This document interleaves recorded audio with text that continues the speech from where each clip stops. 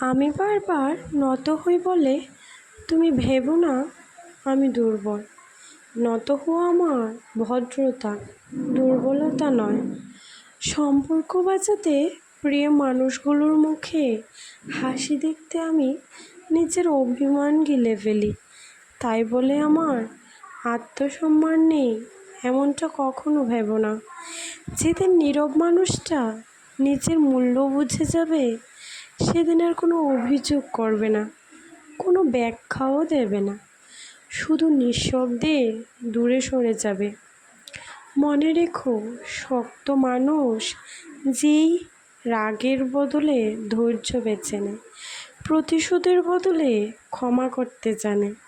তাই আমার নত হওয়াকে দুর্বলতা ভেবে ভুল করবে না, কারণ সম্মান হারিয়ে নয়, সম্মান রেখে মাথা আর যেদিন মাথা তুলে দাঁড়াবো সেদিন আর ফিরে তাকা